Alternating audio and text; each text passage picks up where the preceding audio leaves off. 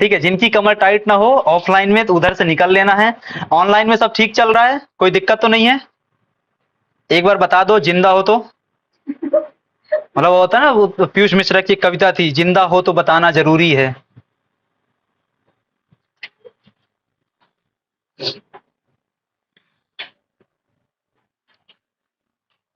धमनियों में लहू क्या है बह रहा है, कैसे पता चलेगा? हुंकार भरो, है ना? आओ हुंकार भरते हैं, किसके माध्यम से?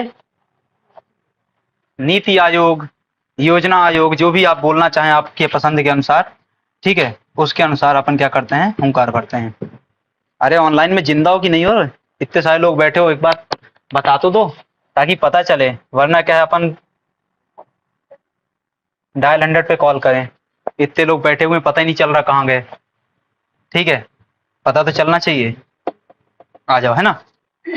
नीति आयोग की चर्चा करते हैं। तो हमारे देश में क्या समस्या जा रही थी भाई? देश आजाद हो गया, देश के पास क्या था? खाने को नहीं था, 4 रुपया थे, उन 4 रुपयों में कुछ लोगों का कब्जा था। हमको क्या करना था? विकास करना था। विकास, ऐसा विकास करना था जिसमें सभी लोग क्या हो सके, उस विकास की प्रक्रिया में समान रूप से शामिल हो सके। तो इसके लिए हमने क्या बना दिया? एक संस्था बनाई, उसको नाम दे दिया हमने क्या? योजना आयोग। समय के साथ बदलती हुई परिस्थितियों के साथ हमको योजना आयोग की जगह एक नया आयोग की आवश्यकता पड़ी, और वर्तमान में वह आयोग क्या है? काम कर रहा है। ठीक है, तो हम पहले नीति आयोग समझेंगे, फिर हमको योजना आयोग को भी समझना पड़ेगा कि आखिर योजना आयोग कहां से आया और उसके पश्चात नीति आयोग कैसे आ गया। ठीक है, तो अगेन की हमारा जो फॉर्मेट है, उस फॉर्मेट में सबसे पहले क्या आएगा? बेसिक परिचय या सामान्य परिचय क्या है उसको हम समझते हैं। ठीक है, नीति आयोग या उसी क्या कहते हैं? National institution for transforming India, Bharat परिवर्तन संस्था। भाई ये क्या चल रहा है? अमृत काल चल रहा है। अमृत काल में क्या करना है अपने को? भारत का परिवर्तन करना है, भारत से भारत बनाना है। ठीक है, तो निर्माण कब किया गया? 1 जनवरी 2015 को। ठीक है, कई लोगों को समस्या रहती है कि एक नीति आयोग का निर्माण 1 जनवरी 2015 को हुआ है, तो योजना आयोग खत्म भी कब हुआ होगा? 1 जनवरी 2015 को खत्म हुआ होगा। ठीक है, ऐसे मत है, वो खत्म उस दिन हो गया जिस दिन मोदी जी ने कहां से बोल दिया? लाल किले की प्राचीर से बोल दिया कि आज से खत्म तो खत्म। ठीक है, तो 1 जनवरी 2015 गठन किया गया। इसकी पूर्ववर्ती संस्था क्या थी? योजना आयोग, जिसका गठन कब किया गया था? 14 मार्च 1950 को किया गया था। नीति आयोग कहां काम करता है? अधिकार क्षेत्र किसके अंतर्गत आता है? भारत सरकार के अंतर्गत। मुख्यालय नई दिल्ली में है। अध्यक्ष डिफेक्टो रूप से प्रधानमंत्री होता है। ठीक है, और उपाध्यक्ष कौन? वही व्यक्ति होगा जिसको प्रधानमंत्री क्या करेंगे? नियुक्त करते हैं, जो कि कैबिनेट रैंक क्या होता है? दर्जा प्राप्त मंत्री बन जाता है समांतर, उसको हम समझेंगे अभी। ठीक है, तो बेसिक बातें, 1 जनवरी 2015 गठन किया गया। इसकी पूर्ववर्ती संस्था योजना आयोग थी, जो कि 50 में निकल करके आती है। ये जो योजना आयोग था 15 अगस्त 2014 को इसको खत्म कर दिया जाएगा। भारत सरकार के अंतर्गत काम करता है, नई दिल्ली से काम कर रहा है। प्रधानमंत्री इसका डिफेक्टो रूप से क्या होता है? अध्यक्ष होता है, और प्रधानमंत्री द्वारा ही क्या किया जाता है? यहाँ पे अन्य व्यक्तियों की नियुक्ति की जाती है। अन्य व्यक्तियों मतलब हम कर्मचारियों की बात कर रहे हैं, चाहे फिर वो कौन हो? आपका सीईओ हो, चाहे फिर वो क्या हो? उपाध्यक्ष हो। बाकी इसके क्या होते हैं? कुछ सदस्य होते हैं, वो भी कैसे होते हैं? डिफेक्टो होते हैं। ठीक है, मतलब वो स्वतः क्या हो जाते हैं? उसमें उस पद पर आ ही जाते हैं। ठीक है, कुछ बातें यहाँ पे लिखी हुई हैं, ये हवाबाजी वाली बातें होती हैं, है ना, बस लिखा गया है, आपके काम का नहीं है, बट फिर भी पढ़ लो।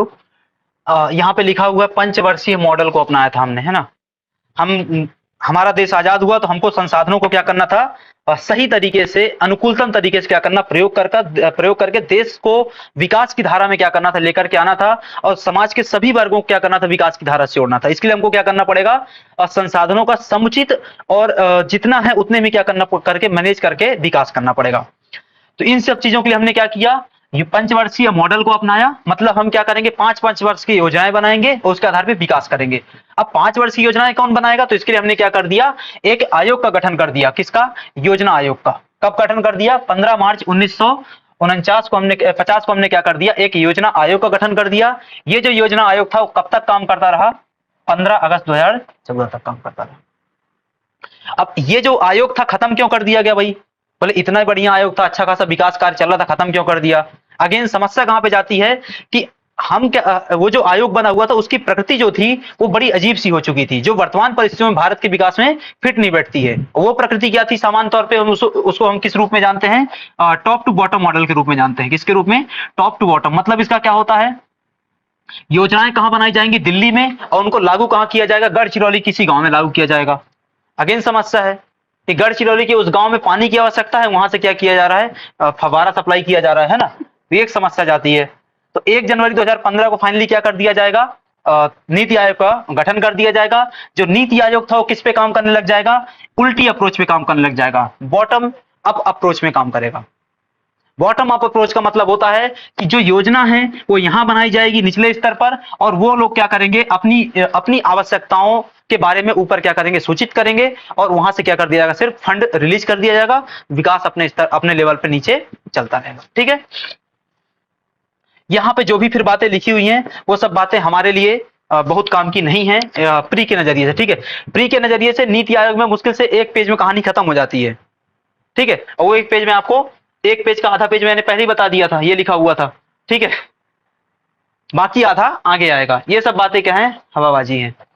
परिचय में आ जाओ भाई, आधा पेज ये है। ठीक है, एक का स्थापना कब की गई? आपको पहले से पता है। प्रकृति क्या है? कार्यकारी निकाय। पीछे हम चर्चा कर रहे थे आयोग कितने प्रकार के? संवैधानिक होते हैं, वैधानिक होते हैं, कार्यकारी होते हैं। कार्यकारी आयोग वह आयोग होते हैं, जिनको नहीं पता वो अपनी कॉपी में लिख लेना। कार्यकारी आयोग वह आयोग होते हैं जो सरकार के कार्यकारी आदेश के माध्यम से स्थापित किए जाते हैं। और सरकार का कार्यकारी आदेश कैसे जारी होता है? सिंपल सा, कल को मोदी जी को पसंद नहीं आया तो उन्होंने क्या किया? एक एग्जीक्यूटिव ऑर्डर पास कर दिया। उस एग्जीक्यूटिव ऑर्डर के माध्यम से वो पर्टिकुलर आयोग स्थापित हो जाएगा अथवा खत्म हो जाएगा। जैसे योजना आयोग भाई कैसे खत्म हो गया? यदि वैधानिक आयोग होता तो खत्म करने के लिए संसद में जाना पड़ता, पर वो संसद में गए नहीं। कहां चले गए? वो लाल किले की प्राचीर में चले गए, और वहां से बोल दिया कि भाई आज से खत्म किया जा रहा है उसको। ठीक है, तो ये एक समस्या वो चीज होती है किसके साथ में? कार्यकारी आयोगों के साथ में। तो ये क्या है? एक प्रकार का कार्यकारी निकाय है जो केंद्रीय मंत्रिमंडल के आदेश से क्या कर दिया था? स्थापित कर दिया था। इसी को कहते हैं गैर वैधानिक, गैर संवैधानिक, थिंक टैंक, सलाहकारी निकाय। ढेर सारे शब्द आएंगे उसमें, अपने हिसाब से देखते रहना। ठीक है, कार्यकारी शब्द को मत भूल जाना, बस हो गया। बाकी सब याद रखो चाहे ना रखो। उद्देश्य क्या होता है? केंद्र व राज्यों को सहकारी संघवाद के आधार पर, कोऑपरेटिव फेडरलिज्म, ये क्या होता है भाई? तो हमारे देश में हमने क्या किया? संविधान में संघवाद की सिद्धांत को अपनाया हुआ है। संघवाद का सिंपल सा मतलब होता है कि केंद्र संघ सरकारों के साथ साथ राज्य सरकारों का भी क्या है? अस्तित्व बना रहेगा। ये जो संघवाद का सिद्धांत हमने कहां से लिया? कनाडा के कॉन्स्टिट्यूशन से लिया हुआ है। ठीक है, तो इस संघवाद के सिद्धांत में समस्या कहां पे जाती है कि केंद्र कुछ और चाह रहा होता है, राज्य सरकारें क्या है? कुछ और चाह रही होती हैं। धन के आवंटन को लेकर के समस्या जाती है, कार्यों को लेकर के समस्या जाती है। तो इनके बीच में कोई एक ऐसी संस्था हो जो क्या करे? बैलेंस बना करके रखे, दोनों के लिए काम करे। वो संस्था का दायित्व कौन निभाता है? नीति आयोग निभाती है। तो किसके लिए? सहकारी मतलब कोऑपरेटिव, संघवाद मतलब फेडरलिज्म। मिलजुल कर क्या करेंगे आप? दोनों लोग मतलब केंद्र सरकार और राज्य सरकार काम करें। इसके लिए क्या बना दिया गया? नीति आयोग बना दिया गया। ये बेसिक बातें। नई दिल्ली में मुख्यालय है, फुल फॉर्म क्या है? National institution for transforming Bharat, है ना, इंडिया। पूर्ववर्ती संस्था आपको पता है, मुख्यालय, अध्यक्ष, उपाध्यक्ष, ये सब आपको ऑलरेडी पता है ना। अब यहाँ पे देखो उद्देश्य लिखा हुआ है। ठीक है, क्या उद्देश्य है? प्री के लिए कोई काम का नहीं है। ठीक है, मैंने लिख के रखा हुआ है, जिनको स्क्रीनशॉट लेना है ले लेना। ठीक है, कोई काम का नहीं है प्री का। ठीक है, एक ही उद्देश्य होता है, सहकारी संघवाद को बढ़ावा देना, बॉटम अप अप्रोच पे काम करना। ठीक है, बॉटम अप अप्रोच पे क्या करना? काम करना। विकास के नए नए आयाम खोज करके लाना, सरकारों को सलाह देना, केंद्र सरकार राज्य सरकार दोनों को। ठीक है, महत्व क्या होता है भाई? आर्थिक नियोजन के लिए क्या करना? काम करना। आर्थिक नियोजन ये कैसे करता है उसको हम समझेंगे। 3 वर्षीय एजेंडा क्या है, 7 वर्षीय का है, 15 वर्षीय क्या है, उसको हम आगे समझेंगे। ठीक है, बट क्या है अभी के लिए आर्थिक नियोजन करता है। यहाँ पे एक पॉइंट लिखा हुआ है, 65 वर्ष पुराने योजना आयोग निरर्थक संगठन बन गया था। यह एक निर्देशित अर्थव्यवस्था संरचना में प्रासंगिक था, लेकिन अब नहीं है। तो निर्देशित अर्थव्यवस्था क्या होती है? वह अर्थव्यवस्था जहां पे सरकार डिक्टेट करती है कि कैसे काम करना है, कितना काम करना है, कितनी ग्रोथ अचीव करनी है, उस ग्रोथ को कैसे अचीव करेंगे। मतलब वही हर चीज को क्या किया जा रहा है? आपको घोट घोट करके पिलाया जा रहा है ना, वो चीज क्या कहलाती है? निर्देशित अर्थव्यवस्था में आती है। और वर्तमान की में भारत की परिस्थितियां इस प्रकार की नहीं है कि हम इस प्रकार से चल सकें। ठीक है, इसके लिए हमने क्या कर दिया था? अब यहाँ पे नीति आयोग के प्रभावी शासन हेतु 7 पिलर्स दिए हुए हैं। इन पिलर्स को आपको थोड़ा सा याद करके रखने की आवश्यकता है। इन पिलर्स में क्या क्या आता है? प्रो पीपल होना चाहिए। ठीक है, ये पीपल हिंदी में लिखा हुआ है तो पेड़ नहीं है। ठीक है, ये पेड़ बिल्कुल नहीं है। तो यूपीएससी में 2018 में 17 में क्वेश्चन आया था स्टील प्लांट, उसका हिंदी में उन्होंने गूगल ट्रांसलेशन किया स्टील का पौधा, ठीक है, स्टील का पौधा। ये भी क्या होता है गूगल ट्रांसलेशन, इसीलिए वो पीपल मतलब क्या है, जन वाला पीपल है, लोगों वाला पीपल है। तो एक क्या होना चाहिए, नीति आयोग प्रो पीपल है। दूसरी बात क्या आता है, प्रोएक्टिव है। ऐसा नहीं है कि आग लग गई तब क्या करेंगे अपन कुआं खोदेंगे, पहले कुआं खोद के बैठे हुए हैं लोग, है ना। तो प्रोएक्टिव है। तीसरा भागीदारी, पार्टिसिपेशन, किसका पार्टिसिपेशन, जनता का पार्टिसिपेशन। कैसे बढ़ाएंगे जनता का पार्टिसिपेशन, जैसे उदाहरण के लिए बात कर लेते हैं कि वो जारी होता है, स्वच्छता रैंकिंग जारी होती है, ठीक है भाई। स्वच्छता रैंकिंग में आप भी उतने ही क्या रहते हैं, मोटिवेटेड रहते हैं, जितना क्या कर रहे हैं सरकार मोटिवेटेड रहती है। जैसे उदाहरण के लिए कि भाई जब भी स्वच्छता रैंकिंग के लिए सर्वे होता है तो उसमें आपका फीडबैक लिया जाता है ऑनलाइन तरीके से अथवा ऑफलाइन तरीके से। ये क्या है, जनता का पार्टिसिपेशन ही तो है ना। तो जनता की भागीदारी बढ़ाना, सशक्तिकरण करना, हर वर्ग का, हर प्रकार के लोगों को क्या करना, एम्पावर करना। इसके अलावा इंक्लूसिव डेवलपमेंट की बात करना, समावेशन, ठीक है, समावेशन, सभी को समाहित करके लेकर के चलना, हर जाति, पंथ, लिंग, भाषा, धर्म आदि आदि के लोग, समानता, इक्वलिटी लेकर के आना, हर स्तर पे इक्वलिटी लेकर के आना। लेकिन मूल रूप से हम जहां पे इक्वलिटी की बात करते हैं, कौन सी इक्वलिटी की बात करते हैं, इकोनॉमिक इक्वलिटी की बात करते हैं, ठीक है। इसके अलावा क्या लेकर के आना, ट्रांसपेरेंसी या पारदर्शिता। तो 7 चीजें आती हैं। तुम लोगों को जिनको नींद आ रही है चले जाओ, बैठने की आवश्यकता नहीं है, क्योंकि तुम लोग आलस फैला रहे हो सामने, है ना। तो जिनको नींद आ रही है चले जाना, है ना, आलस मत फैलाना। तो प्रो पीपल हो गया, प्रोएक्टिव हो गया, ठीक है। एक क्या हो गया, प्रो पीपल होता है, दूसरा क्या होता है, प्रोएक्टिव होता है, तीसरा क्या है, इंक्लूसिवनेस की बात करता है, चौथा क्या बात करता है, पार्टिसिपेशन की बात करता है, पांचवा क्या है, एम्पावरमेंट की बात होती है, छठा क्या है, इक्वलिटी की बात होती है, और सातवां क्या आ जाता है, ट्रांसपेरेंसी की बात होती है। इन 7 पिलर्स पे क्या होता है, हमारे यहाँ पे काम चल रहा होता है, ठीक है। नीति आयोग काम करता है। अब आता है नीति आयोग हब क्या है। नीति आयोग हब कैसे काम करता है, क्या काम करता है, तो इसके अंतर्गत 2 बातें आती है, एक टीम इंडिया हब, दूसरा knowledge innovation, knowledge and innovation, ठीक है। एग्जैक्टली आपके प्री के लिए कितना महत्वपूर्ण है, ठीक है, प्री के लिए महत्वपूर्ण ये है। यहां से प्री के लिए महत्वपूर्ण चीजें हैं। पहली बात तो अध्यक्ष कौन होगा, हमेशा डिफेक्टो रूप से पदेन अध्यक्ष कौन होगा, डिफेक्टो का मतलब होता है पदेन, है ना। तो हमेशा कौन होगा, प्रधानमंत्री होगा। उपाध्यक्ष कौन होगा, प्रधानमंत्री द्वारा नामित कोई भी व्यक्ति होगा। जिस भी व्यक्ति को नामित किया जाएगा वो कैबिनेट मिनिस्टर के रैंक का होगा। इस बात को अच्छे से याद रखना, कैबिनेट मिनिस्टर की संख्या में कितनी होती है, मात्र 15 से 20। उस स्तर का क्या होता है, अधिकारी होता है, ठीक है। सीईओ कैसे आएगा भाई, जिसको हम क्या बोलते हैं, सचिव बोलते हैं। तो एक निश्चित कार्यकाल के लिए प्रधानमंत्री द्वारा इसको क्या किया जाता है, नियुक्त किया जाता है, ठीक है। विशेष आमंत्रित सदस्य, हाँ, विशेष आमंत्रित सदस्य कौन होंगे इसमें, तो प्रधानमंत्री द्वारा नामित विभिन्न क्षेत्रों के विशेषज्ञ जिनके पास संबंधित क्षेत्र में विशेष ज्ञान एवं योग्यता हो, ये कहां पे आएंगे, विशेष आमंत्रित सदस्य के रूप में। जैसे VK सारस्वत वगैरह हो गए, आगे हम देखेंगे इन सब पदों पे कौन कौन लोग बैठे हुए हैं उसको हम आगे चर्चा करेंगे, ठीक है। पूर्णकालिक सदस्य कुछ नहीं, ये लोग कौन होते हैं, जो मंत्री लोग होते हैं ना, उन्हीं को यहाँ पे क्या कर दिया जाता है, पूर्णकालिक सदस्य के रूप में अपॉइंट कर दिया जाता है, और उनको दर्जा दिया जाता है किसके बराबर का, राज्य मंत्री के बराबर का दर्जा दिया जाता है, ठीक है। पदेन सदस्य कौन है भाई, वही केंद्रीय मंत्री के परिषद के कुछ 4 सदस्य यहाँ पे आ जाएंगे। केंद्रीय मंत्री परिषद के 4 सदस्य यहाँ पे आ जाते हैं। कुछ अंशकालिक या तदर्थ सदस्य होते हैं। उसमें क्या होता है भाई, अग्रणी विश्वविद्यालय अनुसंधान संस्थान से बारी बारी से 2 सदस्यों को हम क्या करते हैं, अंशकाल के लिए लेकर के आते रहते हैं, ठीक है। एक होती है अधिशासी परिषद, ये बहुत महत्वपूर्ण है। अधिशासी परिषद बहुत महत्वपूर्ण क्यों है, क्योंकि यहाँ पे हमको देखने को पार्टिसिपेशन मिलेगा किसका, राज्यों का। आप पीछे एक जगह शब्द देख के आए ना, सहकारी संघवाद। सहकारी संघवाद क्या था, केंद्र और राज्य मिलकर के काम करे। तो भाई केंद्र और राज्य मिलकर के कैसे काम करेंगे, संचालन परिषद के माध्यम से, अधिशासी परिषद के माध्यम से, या इसी को क्या कहते हैं, गवर्निंग काउंसिल कहते हैं। तो गवर्निंग काउंसिल के माध्यम से काम करेंगे, जिसमें क्या होता है, सभी राज्यों के मुख्यमंत्री, अगर आप यूटी हैं, और यूटी किस प्रकार के हैं, आप विधानसभा वाले हैं, तो आपका सीएम भी होगा, जैसे केजरीवाल है ना, तो सीएम साहब भी आ जाएंगे। और यदि आप यूटी हैं और विधानसभा नहीं है आपके पास, तो आपके पास फिर कौन होगा भाई, एडमिनिस्ट्रेटर होगा, अथवा कौन होगा, डेप्यूटी गवर्नर होगा, लेफ्टिनेंट गवर्नर होगा, सॉरी, है ना। तो ये तो लेफ्टिनेंट गवर्नर आ जाएगा, लेफ्टिनेंट गवर्नर वाला कॉन्सेप्ट है तो, या फिर एडमिनिस्ट्रेटर वाला या प्रशासक जिसको कहते हैं वो कॉन्सेप्ट है, तो प्रशासक आ जाएगा भाई। तो यूटी में 3 चीजें होती हैं, कौन कौन सी चीजें, या तो सीएम साहब होंगे, या क्या होगा, एलजी साहब होंगे, या फिर कौन होगा, एडमिनिस्ट्रेटर होगा। जिस भी प्रकार की आपकी व्यवस्था है उसके हिसाब से एक व्यक्ति वहां से आ जाएगा, ठीक है। ये सब बातें, इसके बाद क्या आता है, रीजनल काउंसिल्स भी होती हैं इनमें।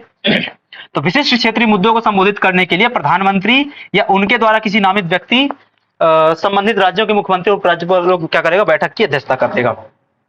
तो रीजनल काउंसिल बनाई जाती है ताकि हम क्या कर सकें, आने वाली संभावित, सबसे पहले आप लोग अधिकारी बनना तो एक काम करना, ऑनलाइन वाले भी मेरे लिए काम कर देना, ठीक है।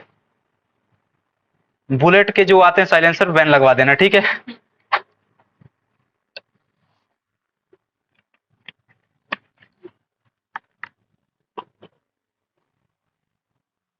ठीक है, तो क्षेत्रीय परिषद किस चीज के लिए बनाई जाती है कि भाई कई बार राज्यों को के मध्य क्या हो जाता है, समस्याएं उत्पन्न हो जाती हैं, तो उनका समाधान कैसे होगा, तो हम क्या करेंगे, रीजनल काउंसिल का भी निर्माण करते हैं, ठीक है।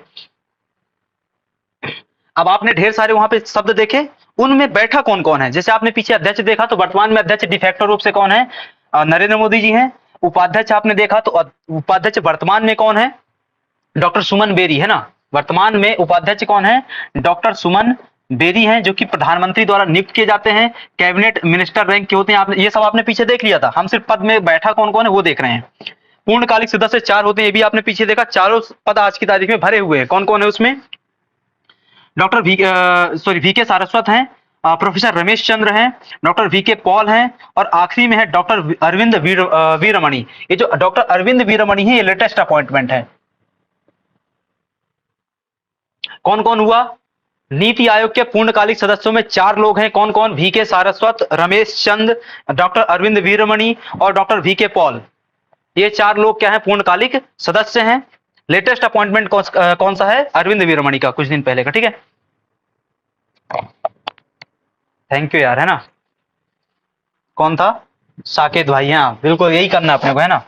विशेष आमंत्रित सदस्य कौन होते हैं, तो विशेष आमंत्रित सदस्य में कौन होते हैं भाई, अगेन की वो जो मंत्री जी हमारे थे वही आके यहाँ पे बैठ जाएंगे। देखो अब यहाँ पे कई लोगों का आपका डाउट आएगा कि भाई यहाँ पे 4 मंत्री होने चाहिए थे, 2 ही क्यों हैं। ऐसा डाउट लेकर के आना और फिर खत्म कर देना, क्यों, क्योंकि मैं आपको यहाँ पे जो भी डेटा दे रहा हूँ उनकी ऑफिशियल वेबसाइट से दे रहा हूँ। ऑफिशियल वेबसाइट में 4 नाम नहीं लिखे तो नहीं लिखे भाई, 2 लिखे थे, अपन दो पढ़ेंगे, ठीक है। तो सबसे ऑथेंटिक चीज क्या, उनकी वेबसाइट है। एटलीस्ट नीति आयोग की वेबसाइट तो अपडेट भी होती है, एमपीपीएससी की थोड़ा ना अपडेट नहीं होती है, ठीक है। तो उनकी तो अपडेट भी होती रहती है, रोज ही अपडेट होती है उनकी। तो उन्हें विशेष आमंत्रित सदस्य 4 बताए जाते हैं, 4 मंत्री रहेंगे यहाँ पे रखे जाते हैं, ठीक है। लेकिन अगेन की मंत्रियों के नाम नहीं लिखे गए वहां पे, तो अपन नहीं पढ़ रहे हैं, ठीक है। तो राव इंद्रजीत सिंह है। राव इंद्रजीत सिंह वर्तमान में क्या है, स्वतंत्र प्रभार राज्य मंत्री, सांख्यिकी एवं कार्यक्रम क्रियान्वयन मंत्रालय संभालते हैं, ठीक है। सिर्फ यही एक नाम वहां पे दिया गया है, बाकी कोई नाम वहां पे नहीं दिया, ठीक है। सीईओ कौन है, तो सीईओ वर्तमान में कौन है, परमेश्वरन अय्यर। एक बार आप लोग चेक करके बताएंगे कौन है, नहीं नहीं, 2 दिन पहले सीईओ बदले हैं, आप लोग चेक कर लीजिए, नीति आयोग सीईओ, ठीक है। 2 दिन पहले बदले हैं, मुझे एग्जैक्टली अभी नाम याद नहीं आ रहा, मैंने शायद नाम यहाँ पे बदला था कि नहीं बदला था, मुझे अभी याद नहीं है। नीति आयोग सीईओ, ठीक है। तो ये क्या था, अपॉइंटमेंट्स है यहाँ पे। अब यहाँ पे कुछ नीति आयोग की शाखाएं हैं, नीति आयोग की कुछ शाखाएं हैं, just wait.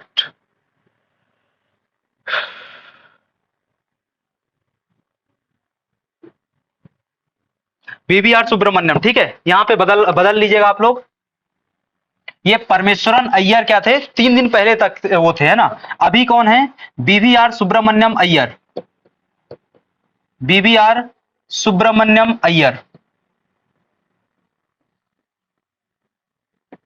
BVR Subrahmanyam Iyer, ठीक है। अय्यर की स्पेलिंग देख लेना अपने हिसाब से, कौन सा अय्यर है वो, है ना, बबीता जी वाले हैं या ये वाले हैं, ठीक है। तो अपने हिसाब से देख लेना, बालों के हिसाब से तो बबीता जी वाले लगते हैं, कलर से नहीं लगते, ठीक है।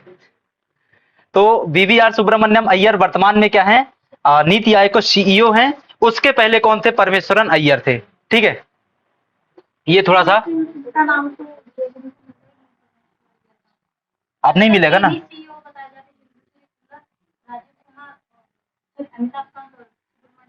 देखो अमिताभ कांत इसलिए देखने को मिलते हैं क्योंकि वही आदमी लगातार लंबे समय तक बैठा रहा, पहली बात। दूसरी बात, इनका कार्यकाल बहुत छोटा था, इनका कार्यकाल बहुत ही छोटा था, कम समय तक देखने को मिलेगा, ठीक है। और छोटे कार्यकाल में 3 दिन पहले तो इनको वापस हटा दिया उनको, ठीक है। हाँ, 8-10 दिन हो गए, जो भी है, मतलब भावनाओं तो ठीक है। ठीक है, अब आते हैं नीति आयोग की शाखाएं।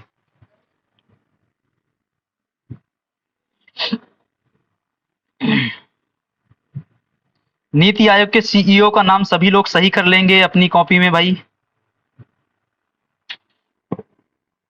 परमेश्वरन अय्यर की जगह सुब्रमण्यम, BBR सुब्रमण्यम लिखना है, ठीक है।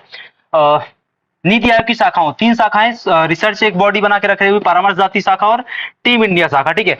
आपको क्या करना, सिर्फ नाम याद रखना है, क्या काम करते हैं लोग, इसके अंदर क्या काम होता है, वो सब आपको याद करने की आवश्यकता नहीं है।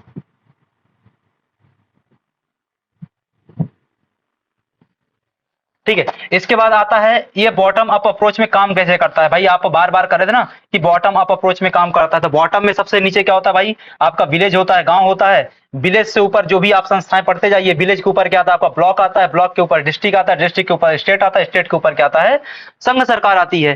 तो जो गांव के लोग होते हैं वो क्या करते हैं, अपनी आवश्यकता के अनुसार नीति का निर्माण करते हैं और उसके अनुसार क्या करते हैं, प्रपोजल ऊपर भेजते हैं और फिर वो पैसा नीचे आ जाता है और फिर क्या होता है, पैसा डकार जाता है कोई, है ना। गवर्निंग काउंसिल, शासी परिषद, ये सब पीछे आपने देख लिया था। कुछ और बातें इसमें लिखी हुई हैं। शासी परिषद या गवर्निंग काउंसिल कैसे बनती है, तो सभी राज्यों के मुख्यमंत्री, केंद्र शासित प्रदेशों के उपराज्यपाल, वो पीछे हमने देख लिया था। उपराज्यपाल, सीएम या एडमिनिस्ट्रेटर जो भी होगा उसके अनुसार बनाई जाएगी। क्षेत्रीय परिषद बनाने के लिए कम से कम 2 राज्य चाहिए होते हैं। नीति आयोग में विशेष तथ्य में क्या लिखा हुआ है, ये जो आप अभी बात कर रही थी कि भाई मोदी जी पहले थे, अरविंद पनगड़िया भी पहले थे, सिंधु श्री खुल्लर भी पहले थे। मोदी जी पहले अध्यक्ष हो गए, पनगड़िया पहले उपाध्यक्ष हो गए और सिंधु श्री खुल्लर क्या हो गए, पहले सीईओ हो गए, ठीक है। इनको थोड़ा सा याद रखना है, फर्स्ट सीईओ, फर्स्ट उपाध्यक्ष और फर्स्ट अध्यक्ष, ठीक है, chairman, deputy chairman. NITI Aayog द्वारा प्रकाशित सूचकांक यहाँ पे लिखे हुए हैं। इन सूचकांकों को आप करंट अफेयर में पढ़ते रहते होंगे मेरे ख्याल से। बस यहाँ पे हम अपन नाम पढ़ेंगे क्योंकि अगर मैं उसमें बहुत ज्यादा डीप में आपको लेकर के जाऊंगा तो आयोग नहीं खत्म होगा ना, ठीक है। तो कंपोजिट वाटर मैनेजमेंट इंडेक्स जारी करता है India innovation index, school education quality index आप पढ़ते हैं ना, केरल की शिक्षा व्यवस्था बेहतर इंडेक्स में, वो कहाँ से आ रहा है, नीति आयोग इंडेक्स जारी करता है। SDG index, sustainable development goal index Bharat के लिए जो जारी होता है अलग से, वो नीति आयोग जारी करता है। राष्ट्रीय स्वास्थ्य सूचकांक, निर्यात तत्परता सूचकांक, ईज ऑफ लिविंग इंडेक्स, कौन सा शहर रहने के लिए बेहतर है, ये सब इंडेक्स कौन जारी करता है, नीति आयोग जारी करता है। आपने पीछे एक पिलर, 7 पिलर देखे, 7 पिलर में एक पिलर लिखा हुआ था कौन सा, participation, peoples participation, pro people, वो सब कहां से होगा। नीति आयोग के मार्गदर्शक सिद्धांत क्या है, पीछे हमने देखा हुआ था, ठीक है। वो अलग से इसमें कुछ सिद्धांत पिलर के अलावा जो चलता है, एक क्या होता है, अंत्योदय सिद्धांत पे काम करता है वो। अंत्योदय का सिद्धांत मतलब क्या है, अंतिम व्यक्ति को भी मुख्य धारा से क्या करना है, जोड़ना है, ठीक है। किसका सिद्धांत है, ऐसे ही प्रश्न आते हैं एग्जाम में, ठीक है। जैसे 2019-20 के एग्जाम में उन्होंने पूछा था कि 2020 के एग्जाम में उन्होंने पूछा था कि दल विहीन लोकतंत्र की स्थापना की बात किसने की थी। दल विहीन लोकतंत्र, है ना। 2 ऑप्शन में कंफ्यूजन होगा, एक जेपी, दूसरा गांधी। जेपी आंसर उसका, किसका, अरे इसका तो दीनदयाल है, इसका दीनदयाल है ना। अंत्योदय का सिद्धांत किसका है, दीनदयाल उपाध्याय का है। अंत्योदय का सिद्धांत किसका है, दीनदयाल उपाध्याय का है। दूसरा सिद्धांत कौन सा आता है, अभिशासन का आता है, सेल्फ एडमिनिस्ट्रेशन, समावेशता, इंक्लूसिवनेस, ग्राम के लेवल पे काम करना, जनसंख्यात्मक लाभांश के लिए काम करना, मतलब क्या होता है, जो आपका डिविडेंड है उसके लिए उसको बढ़ाना, ठीक है। इसके अलावा क्या होता है, जन सहभागिता और धारणीता। धारणीता मतलब क्या होता है, सस्टेनेबिलिटी के लिए काम करना, सतत रूप से क्या करते रहना, संसाधनों को मैनेज करके रखना। हम पीछे बात कर रहे थे कि जो हमारा आजादी के पश्चात हमने मॉडल अपनाया, रशियन मॉडल, वो कौन सा था, 5 ईयर मॉडल था।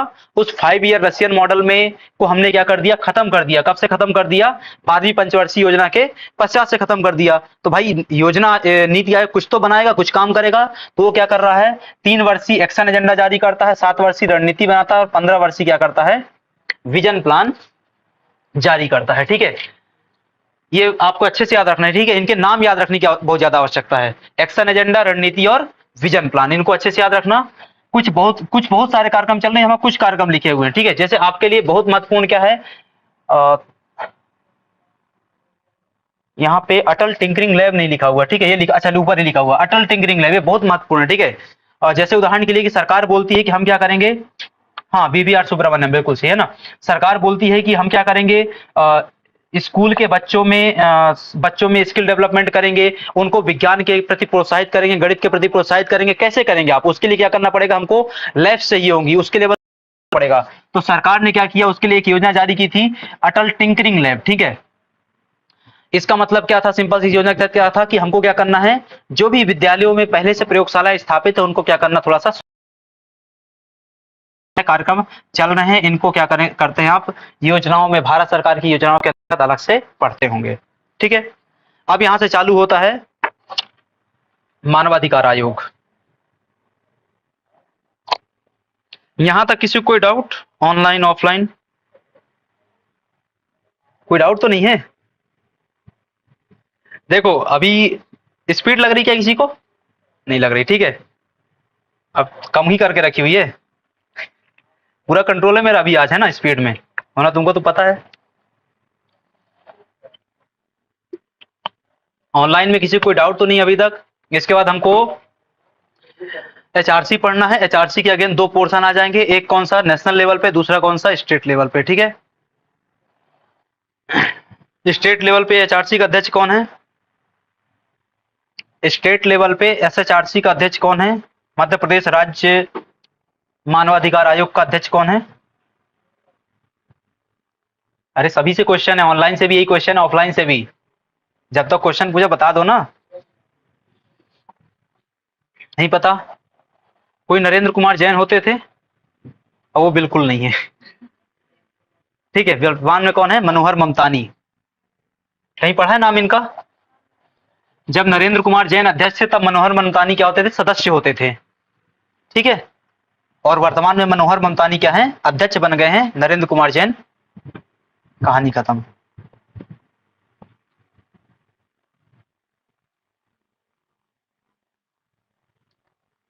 चालू करते हैं ना।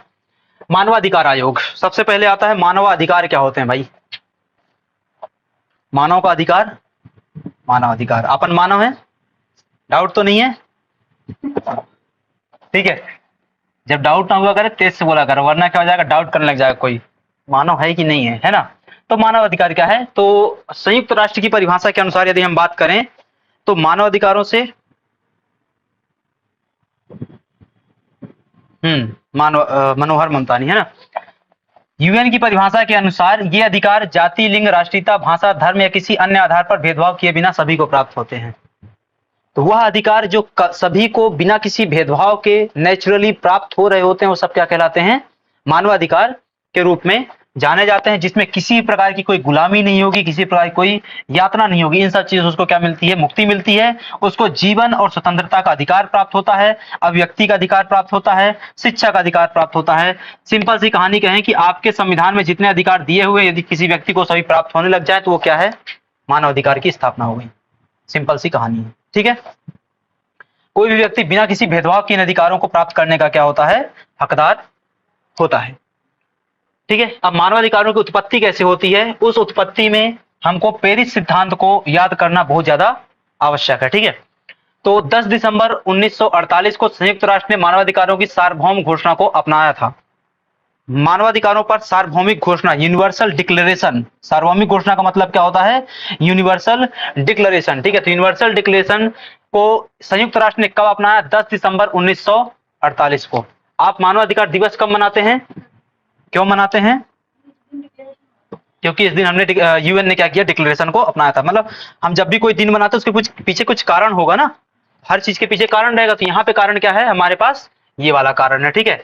संयुक्त राष्ट्र की पेरिस बैठक में पेरिस सिद्धांतों को क्या किया गया, विकसित किया गया, जो राष्ट्रीय मानवाधिकार संस्थानों की क्या है, नींव बनते हैं। मतलब जिन जिन देशों ने पेरिस सिद्धांतों को अपनाया, उन सभी देशों को अपने देश में क्या करना पड़ेगा, मानवाधिकार आयोग की स्थापना करनी पड़ेगी, ठीक है। तो जब भी आपसे कोई सरकार आकर के बोलती है कि हमने क्या किया, मानवाधिकार के लिए काम किया, फलाना काम किया, ढिमका काम किया, नहीं भाई, आपको मजबूर किया गया था इसलिए आपने काम किया। क्योंकि आपने क्या किया था भाई, भारत सरकार क्या करती है, जलवायु संरक्षण के लिए काम करती है, मजबूरी है काम करना। क्यों, क्योंकि आपने क्या किया, यूएनएफसीसी के हस्ताक्षर करते हैं आप, आपने क्या किया, क्योटो प्रोटोकॉल और पेरिस समझौते को अपनाया है, तो आपको करना पड़ेगा, नहीं करोगे भाई किरकिरी हो जाएगी, है ना। ये भी एक है।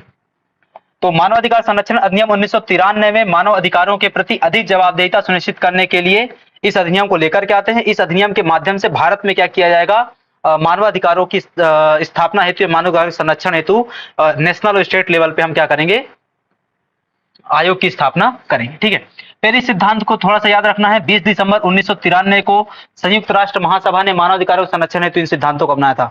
10 दिसंबर 1948 को क्या किया गया था, यूएन के डिक्लेरेशन के माध्यम से मानवाधिकारों की बात की गई थी। 10 दिसंबर 1948। 20 दिसंबर 1993 को पेरिस सिद्धांत को लागू किया गया, उसको अपनाया गया, उसको स्वीकार किया गया। ठीक है, इसमें दुनिया के सभी देशों को राष्ट्रीय मानवाधिकार संस्थाएं स्थापित करने के, यही बात तो यहाँ पे लिखी हुई थी ना, क्या करना पड़ेगा भाई, राष्ट्रीय मानवाधिकार संस्थानों की स्थापना करनी पड़ेगी। कि कौन स्थापना करेगा, जो पेरिस सिद्धांत को अपनाएगा। और पेरिस सिद्धांत को दुनिया के लगभग सभी देशों ने क्या किया है, अपनाया हुआ है। पाकिस्तान ने भी अपनाया हुआ है, अच्छी बात यह है। ठीक है, पाकिस्तान दुनिया का सबसे अच्छा देश है, इतना अच्छा देश है कि कल को खत्म हो जाएगा। ठीक है, देखो पाकिस्तान का खत्म हो जाना पाकिस्तान के लोगों के लिए सबसे अच्छी बात है, जैसे कांग्रेस का खत्म हो जाना कांग्रेस के लिए अच्छी बात है। ठीक है, वो क्या है, अच्छा जो लोग कांग्रेस समर्थक हैं उनके लिए एक छोटा सा डिक्लेरेशन मेरी तरफ से। मैं बिल्कुल विरोधी नहीं हूं, मैं हित की ही बात करता हूं। ठीक है, राहुल गांधी का सदस्यता खत्म होना कांग्रेस के हित की ही बात है, वरना भारत जुड़ता रहा और लोग वोट नहीं दिए। इससे सर्वाधिक नुकसान भाजपा को होगा सदस्यता खत्म होने से, आप ध्यान रखिएगा, है ना, क्योंकि वो तो स्टार प्रचारक थे ना भाजपा के। स्टार प्रचारक का फायदा मिलता है काहे पे, राष्ट्रीय पॉलिटिकल पार्टी बनने पर।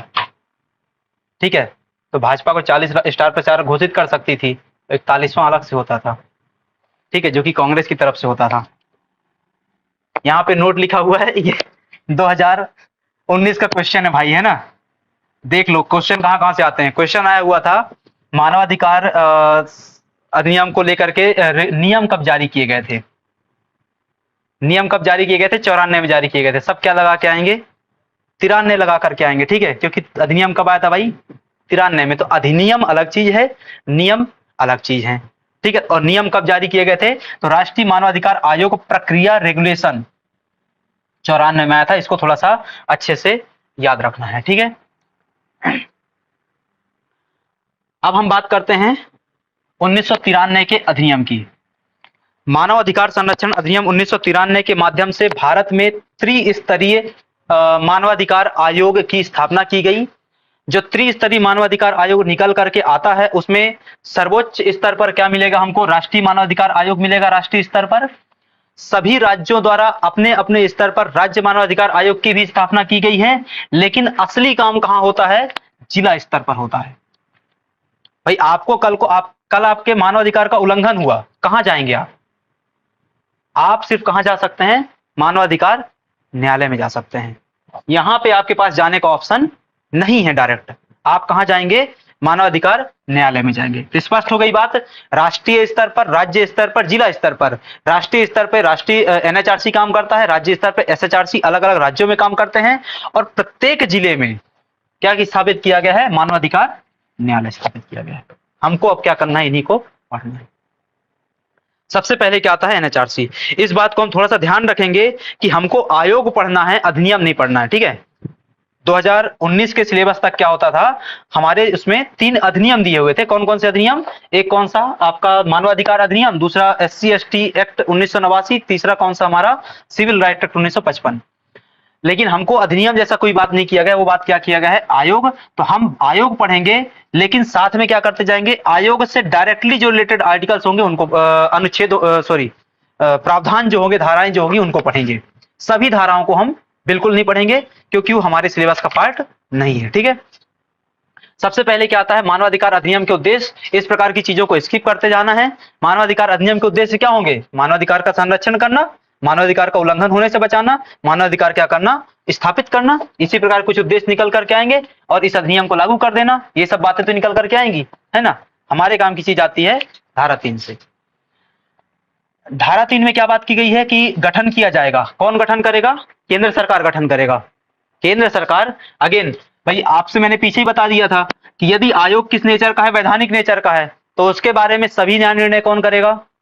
केंद्र सरकार करेगी या जो भी उससे संबंधित मंत्रालय होगा वो करेगा। यदि आयोग की प्रकृति कैसी है, संवैधानिक है, तो फिर वहां पे कौन डील कर रहा होगा उससे? राष्ट्रपति डील कर रहा होगा। ठीक है, इसको थोड़ा सा ध्यान रखना। पहली बार गठन कब किया गया था? 12 अक्टूबर 1993 को। संरचना वर्तमान में कितनी है? 1 + 5 + 7 2021 2020 सॉरी, है ना। 2020 का मेंस का क्वेश्चन है ये। ह्यूमन राइट कमीशन की संरचना बताइए। 2020 मेंस 3 मार्कर क्वेश्चन। ठीक है, एनएचआरसी की संरचना बताइए। ध्यान रखना कहां कहां क्वेश्चन आते हैं। ठीक है, हवा निकलने लग जाए कान से। बोले समस्या कहां पे जाती पता है? तुमने तो ह्यूमन राइट कमीशन उसमें पढ़ा प्री में। अब वहां बैठे बैठे 1 घंटे ये सोचते रहते यार प्री में जो पढ़ा था तब उसकी संरचना क्या थी। अब पूरे 1 घंटे याद नहीं आता वो। ठीक है, तो कहां कहां क्वेश्चन आता है इसको ध्यान रखना। तो प्रथम बार गठन कब हुआ? 12 अक्टूबर 93 में। संरचना क्या होती है? ये सब 1 क्या है, 5 क्या है, 7 क्या, आगे समझते हैं। टोटल कितने लोग? 13 लोग होते हैं। ठीक है, सदस्य कितने? 12, एक अध्यक्ष, टोटल कितने? 13 लोग। मुख्यालय कहां है? वर्तमान में मुख्यालय दिल्ली में है, पर कहां ले जा सकते हैं? तो जहां मर्जी आए वहां ले जा सकते हैं, लेकिन केंद्र सरकार की पूर्व अनुमति के साथ। वर्तमान में मुख्यालय एनएचआरसी का दिल्ली में है, लेकिन केंद्र सरकार की पूर्व अनुमति के साथ भारत में कहीं भी वो क्या कर सकता है? मुख्यालय ले जाएगा, अपनी शाखाएं स्थापित करेगा, उसकी जो मर्जी करना चाहे करता रहे। ठीक है, हम बात करते हैं स्थापना की। अगेन ये तो आपने पीछे देख लिया ना, 93 के अधिनियम से 12 अक्टूबर 93 को स्थापित कर दिया गया और इसमें संशोधन हुआ। ठीक है, एक संशोधन कब हुआ भाई? 2006 में, और दूसरा सबसे महत्वपूर्ण संशोधन 2019 का। क्यों? इस 2019 के संशोधन से उनकी सेवा शर्तों में एक ड्रास्टिक चेंज निकल करके आता है। ठीक है, उसको हम क्या करेंगे? चर्चा करेंगे। ठीक है, पेरिस सिद्धांतों के अनुरूप था भाई, पीछे हम बात कर रहे थे ना, पेरिस सिद्धांतों के अनुरूप बनेगा ही, क्योंकि पेरिस सिद्धांत साफ साफ बोलता है कि सभी देशों को अपने स्तर पे क्या करना पड़ेगा? राष्ट्रीय आयोग की स्थापना करनी पड़ेगी, यदि आप क्या है पेरिस सिद्धांत के सिग्नेटरी हैं, हस्ताक्षर करता है तो। अब भारत इस प्रकार के पेरिस सिद्धांत का हस्ताक्षर करता है। ठीक है, ये आपने पीछे देख लिया था, सांविधिक निकाय है वो आपको अच्छे से पता है। हम बात करते हैं प्रमुख प्रावधानों की। किसी भी अधिनियम की पहली धारा जो होती है वो सिर्फ 2 चीजों की बात करती है कि उस अधिनियम का नाम क्या होगा और उस अधिनियम का प्रभाव क्षेत्र क्या होगा। इस अधिनियम का नाम क्या है? मानव अधिकार संरक्षण अधिनियम 1993। प्रभाव क्षेत्र क्या है? तो वर्तमान में डिफेक्टो रूप से पूरा प्रभाव क्षेत्र क्या हो चुका है? पूरे भारत देश पर। ठीक है, पहले ऐसा नहीं था। सबसे पहले आता है 2B, 2C, 2D, 2G। ठीक है, काम की हम पढ़ेंगे, बहुत सारे इसमें आर्टिकल आते हैं। 2B में क्या आता है? अध्यक्ष की परिभाषा दी हुई है। सी में क्या आता है? आयोग की परिभाषा दी हुई है। क्या हुआ? ज्यादा सही डिस्टर्ब होता है, जाना चले जाना। ठीक है, कोई दिक्कत नहीं है, मुझे भी पता है कि लंबा नहीं खींच पा रहे होगे। ठीक है, तो जब जाना हो चले जाना, बस आपस में चर्चा मत करना बैठ के। उसके बाद चले कि नहीं चले, तू जाएगी कि नहीं जाएगी। अरे तुमको थकान हो रही, तुम जाओ, उसको पढ़ना है। ठीक है, ये बड़ी समस्या रहती है स्कूलों में भी, खास करके स्कूलों में रहता, तू चल तो मैं चलूंगी।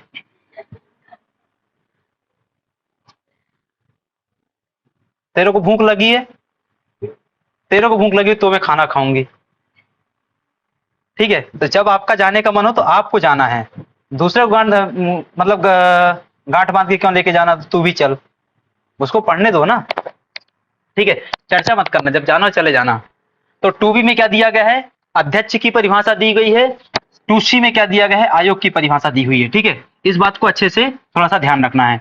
2D में क्या है? मानव अधिकारों की परिभाषा दी हुई है। पहले 2019 के सिलेबस तक ये क्वेश्चन हर साल आते थे कि मानव अधिकारों की परिभाषा कहाँ दी है, मानव अधिकार के आयोग के अध्यक्ष की परिभाषा कहाँ दी हुई है। ठीक है, 2G में क्या दिया गया है? सदस्यों की परिभाषा। सिक्वेंशियली याद करो, सबसे पहले अध्यक्ष की परिभाषा, फिर आयोग की परिभाषा, फिर क्या आती है? अधिकारों की परिभाषा, और फिर आखिरी में क्या आती है? सदस्यों की परिभाषा। BCDG। ठीक है, ये क्या है? परिभाषाएं दी हुई है। बी में क्या है? अध्यक्ष की परिभाषा, सी में आयोग की परिभाषा, डी में क्या है? मानव अधिकार की परिभाषा, और जी में क्या हो जाती है? सदस्यों की परिभाषा। अब हम बात करते हैं संरचना की। संरचना में अध्यक्ष कैसे आएगा भाई? ये बहुत महत्वपूर्ण है, उसका योग्यता क्या होगी? सुप्रीम कोर्ट का सेवानिवृत्त मुख्य न्यायाधीश या सेवानिवृत्त न्यायाधीश। सेवानिवृत्त होना चाहिए, रिटायर्ड होना चाहिए। किस चीज के लिए?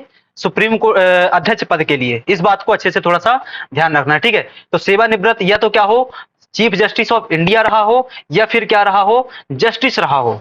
दोनों में से किसी प्रकार एक क्राइटेरिया को फुलफिल करता हो, वो अध्यक्ष बनेगा। सदस्य का अभी हम बात करें, गैर न्यायिक सदस्य होंगे, न्यायिक सदस्य होंगे, गैर न्यायिक सदस्य और न्यायिक सदस्य, ठीक है। इनकी हम बात करें गैर न्यायिक सदस्यों की, तो कितने होंगे, 3 सदस्य होंगे।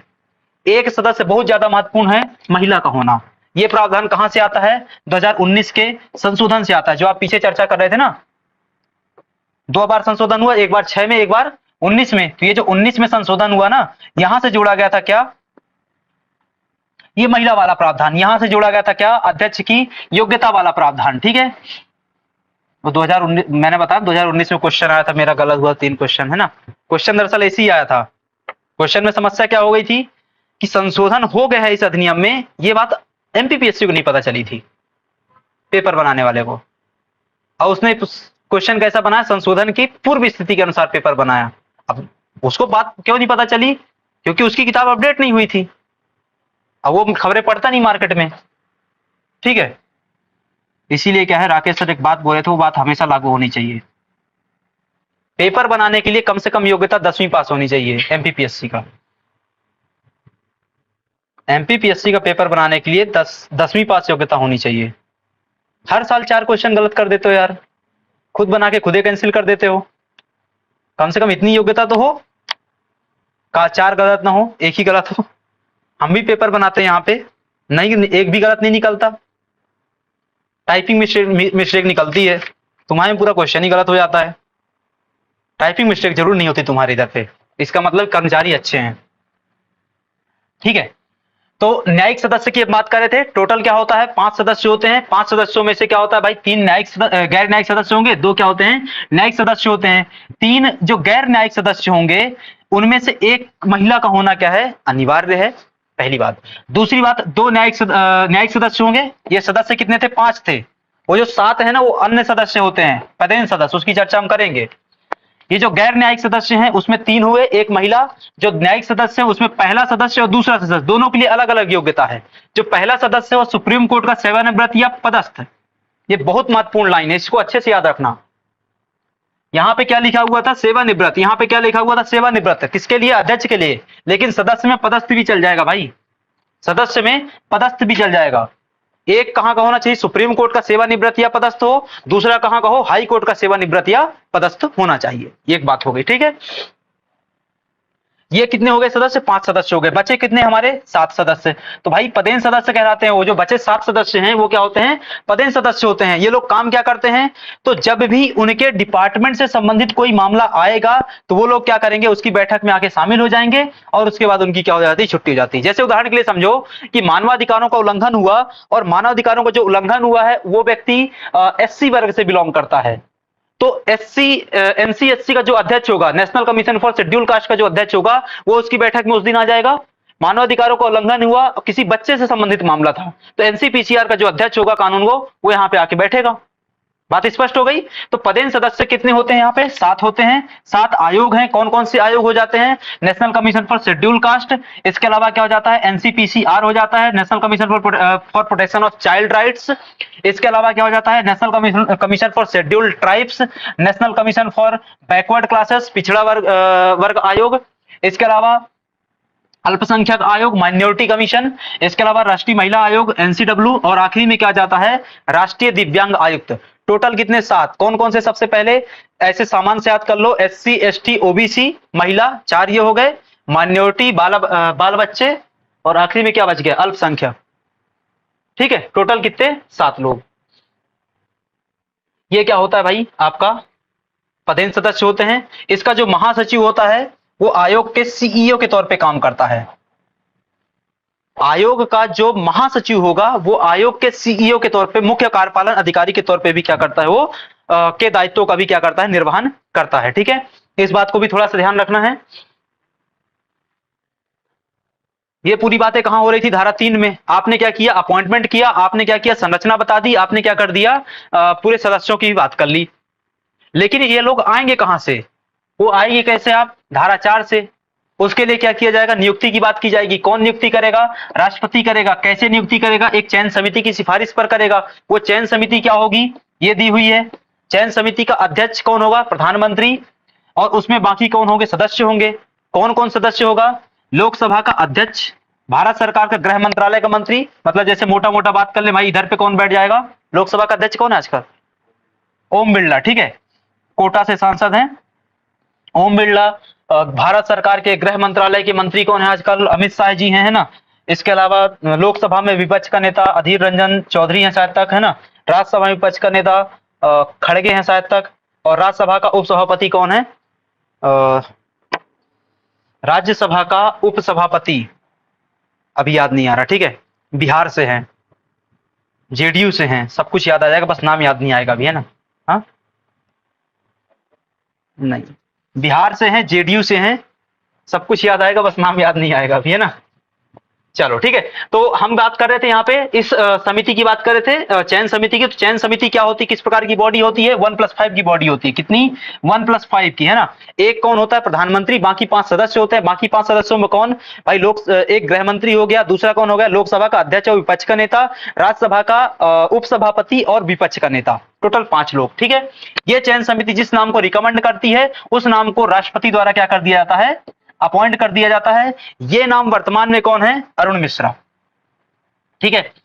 हम बात करते हैं धारा 5 की, हरिवंश करके है ना, हरिवंश करके कोई व्यक्ति है मेरे ख्याल से, हरिवंश नारायण सिंह, है ना। हरिवंश, हाँ भाई देख लो यार, ये जो राज्यसभा का उपसभापति वो वर्तमान में कौन है, हरिवंश नारायण सिंह, जेडीयू से, है ना। बड़ी बड़ी भयंकर डील हुई थी, बाद में जेडीयू काट गई भाजपा का, मतलब इतना कुछ पद लेके गई, उसके बाद भी क्या है, धोखा दे गई।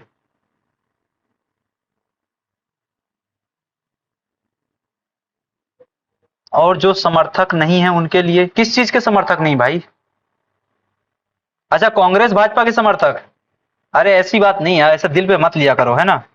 भाजपा को, मैंने कांग्रेस को ही वोट दिया यार, ऐसे थोड़े ना, सपने में, ठीक है। देखो मुझे दिक्कत किसी बात से नहीं है, कांग्रेस भी तो सरकार काम करती ना, बाल बच्चों के विकास के लिए काम करती है अपने, ठीक है। तो कांग्रेस ने भी क्या किया, देश में विकास किया है, बहुत सारा विकास किया है, अपने बच्चों का विकास किया। मुझे किसी से कोई दिक्कत नहीं है। मैंने कब बोला कि कांग्रेस को वोट मत दो, भाजपा को दो, या आम आदमी पार्टी को वोट दो। कौन सा केजरीवाल के, कोई किसी का सगा नहीं भाई इधर, सबके लिए एक ही बात लागू होती है, कोई किसी का सगा नहीं। आगे लाइन आ जाती है कि कोई भी राजनीतिक दल ऐसा नहीं जिसने जनता को ठगा नहीं, ठीक है। सब क्या है, एक ही सिक्के के, वही वो क्या नाम था उसका, जय का सिक्का था, है ना। उछालेगा तो दोनों तरफ क्या आने वाला है, हेड आएगा। धारा 5 की बात करते हैं। धारा 5 में क्या दिया गया है, उनके त्याग पत्र और उनको पद से हटाए जाने की बात की गई है। तो त्याग पत्र किसको देंगे और उनको पद से कैसे हटाया जाएगा, तो त्याग पत्र वो अपना क्या कर देंगे, लिखित हस्ताक्षर के साथ क्या किसको दे देंगे, राष्ट्रपति को संबोधित करते हुए त्याग पत्र दे देंगे, पहली बात। दूसरी बात, हटाएंगे कैसे, तो सुप्रीम कोर्ट की जांच समिति के सिफारिश के आधार पर हटाया जाएगा। हटाने के लिए क्या प्रक्रिया अपनाई जाएगी, सुप्रीम कोर्ट की जांच समिति के पश्चात सिफारिश के आधार पर उनको हटाया जाएगा। सुप्रीम कोर्ट जब भी जांच करेगा तो वो सिर्फ 2 आधारों पर चर्चा करेगा। एक आधार क्या होगा, साबित कदाचार, दूसरी आधार क्या होगा, असमर्थता। साबित कदाचार और असमर्थता के आधार पर सुप्रीम कोर्ट जांच करेगा और उस जांच के आधार पर एक रिपोर्ट सबमिट करेगा और उस रिपोर्ट के आधार पर क्या किया जाएगा, उनको पद से हटाया जाएगा, पहली बात। दूसरी बात, सुप्रीम कोर्ट जांच समिति की सिफारिश के बिना भी तो हटाया जा सकता है। तो एक बात स्पष्ट हो गई कि उनको हटाने की 2 प्रक्रिया है। एक प्रक्रिया जिसमें सुप्रीम कोर्ट की जांच के पश्चात सिफारिश के आधार पर हटाएंगे, लेकिन सुप्रीम कोर्ट सिर्फ 2 ही चीजों के आधार पर क्या करेगा, जांच करेगा, एक कदाचार, दूसरा असमर्थता। दूसरी प्रक्रिया कि भाई इन दोनों के अलावा कुछ भी और भी कारण हो सकता है, तो उसके लिए सुप्रीम कोर्ट की जांच की आवश्यकता हमको नहीं है। अब आते हैं धारा 6 में। धारा 6 में क्या बात की गई है, पदावधि की बात की गई है और अध्यक्ष और सदस्य के रूप में नियुक्त किया गया कोई व्यक्ति अपने पद ग्रहण की तारीख से 3 वर्ष के लिए या 70 वर्ष के लिए। पदावधि क्या होगी, 3 वर्ष। और ये पदावधि का कॉन्सेप्ट भी ये वाला कब से आया, 2019 के संशोधन के पश्चात ही लाया गया। पहले तो वही 5 वर्ष वाला घिसा पीटा चल रहा था, ठीक है। 3 वर्ष और 70 वर्ष का कॉन्सेप्ट वर्तमान में उनकी पदावधि को लेकर के चल रहा है, ठीक है। फिर आता है धारा 8। धारा 8 में क्या दिया गया है, सेवा शर्तें दी गई हैं। सेवा शर्तों के तहत क्या बात की गई है, केंद्र सरकार द्वारा निर्धारित किया जाएगा। इस बात को अच्छे से ध्यान रखना कि मानवाधिकार आयोग की सेवा शर्तों का निर्धारण कौन करेगा। अगले पहले ही ऑप्शन लिखा होगा राष्ट्रपति, और जैसे ही आप राष्ट्रपति पढ़ोगे तो आपको मेरी बात याद आएगी कि यार ये तो संवैधानिक निकाय है नहीं, ये तो क्या है, वैधानिक निकाय है, तो फिर राष्ट्रपति नहीं करेगा, तो कौन कर लेगा भाई, संसद कर लेगी, केंद्र सरकार कर लेगी।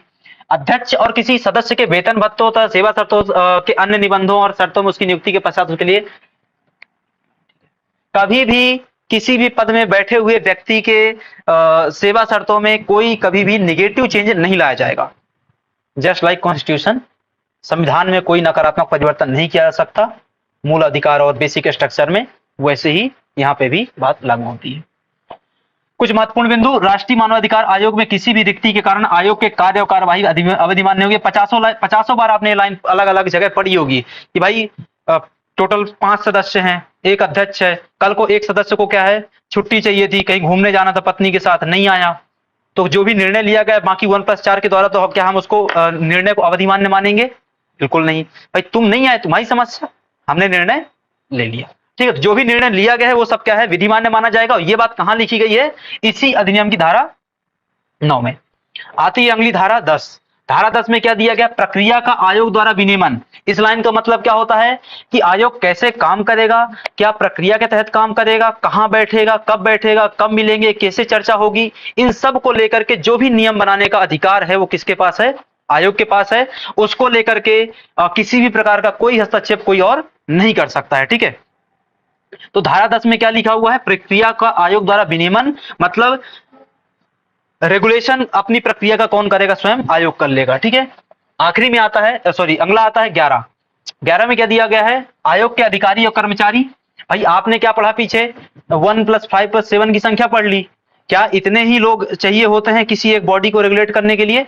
आपने पीछे देखा महासचिव क्या होगा, इस आयोग का सीईओ होगा, वो कहां से आएगा, महासचिव कहां से आएगा, और ढेर सारे कर्मचारी होंगे, बोले इवन यहां तक कि भाई एक सफाई कर्मचारी भी होगा, वो भी कहां से आएगा, ठीक है। तो महासचिव हो गया, इसके अलावा अन्य अधिकारी, पुलिस अधिकारी, डीजीपी श्रेणी के अधिकारी। अच्छा, इस बात को अच्छे से याद रखना, यहाँ पे जो पुलिस अधिकारी होता है वो किस श्रेणी का होता है, डीजीपी श्रेणी का होता है, ठीक है।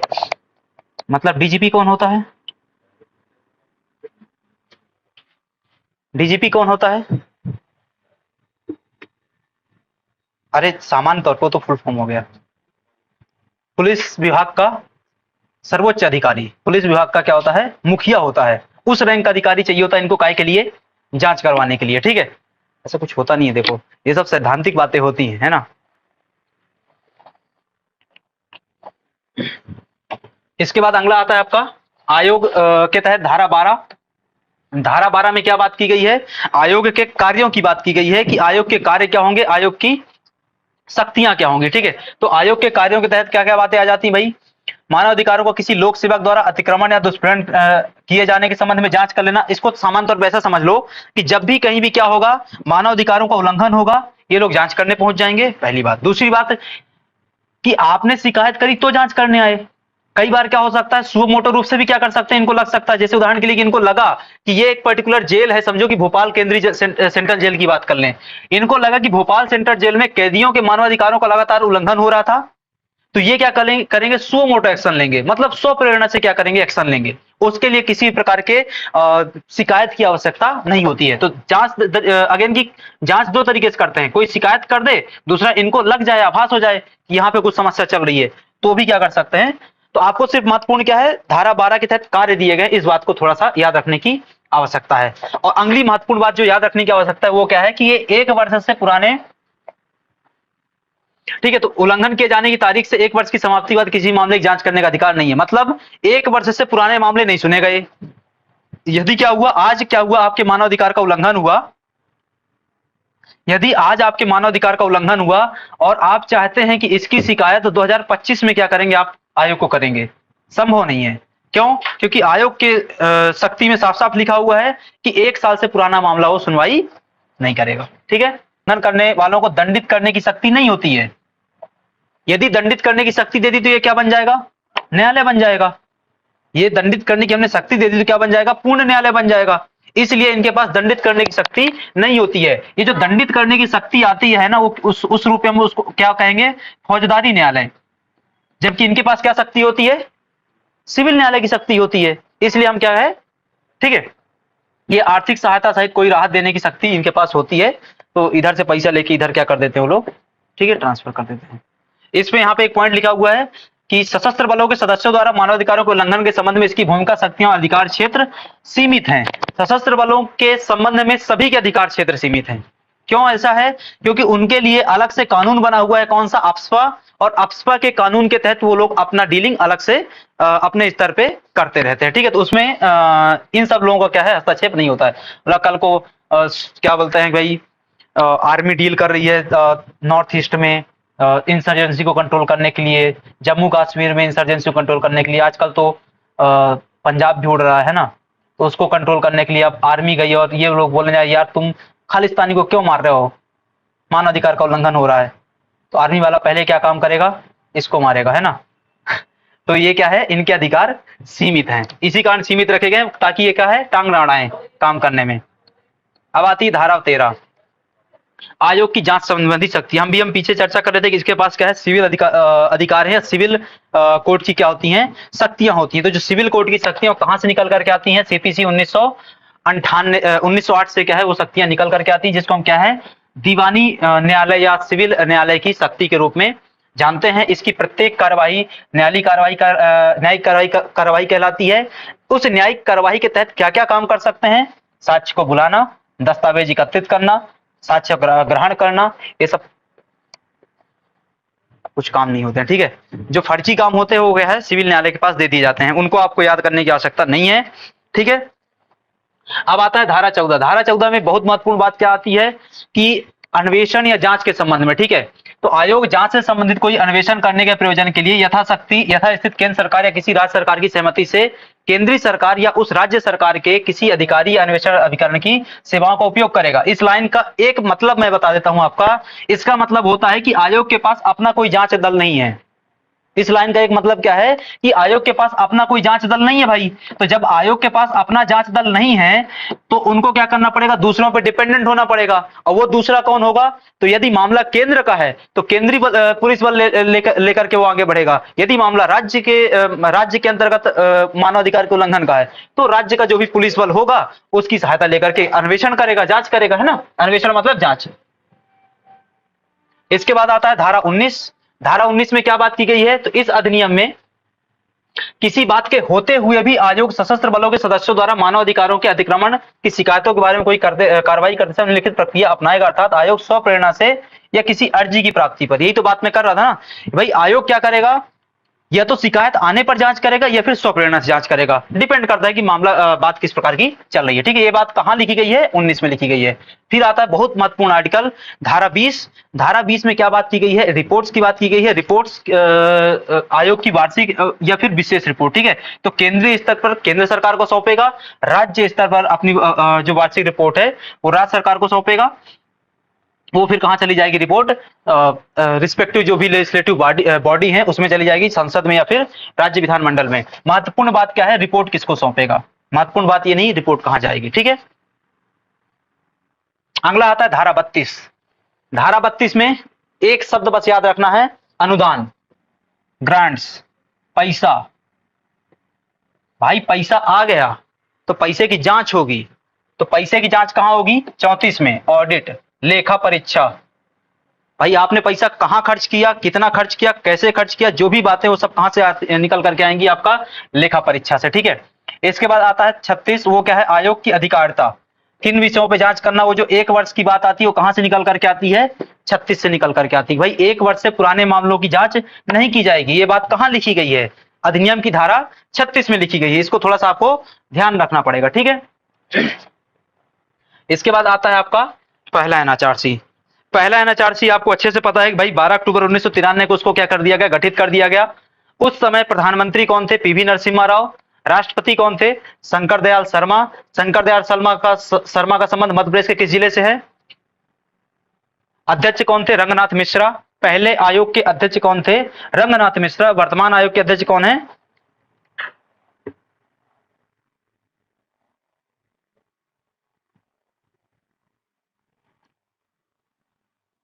साकेत भास्कर। आर्थिक नहीं होती है, क्या आर्थिक नहीं होती भाई,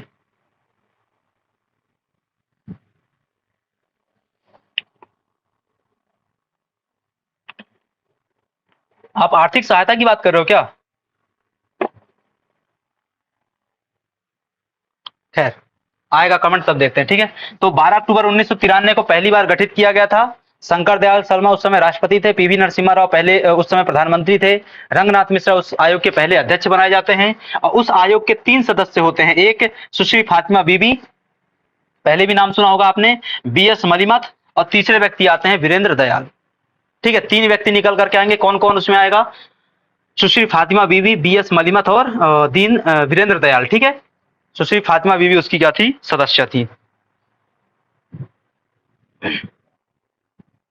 साकेत भास्कर, ये बात कहां लिखी हुई है यार दोस्त? आर्थिक सहायता नहीं देगा, ये बात कहां पे लिखी हुई एक बार बता दो यार आप।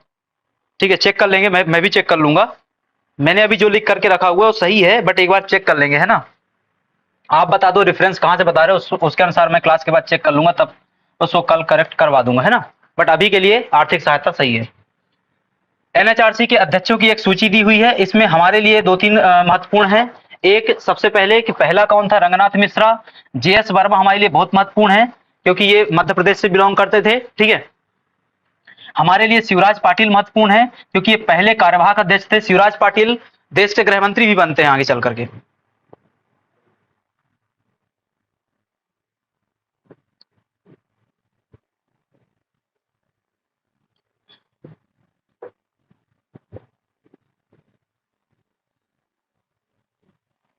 ठीक है,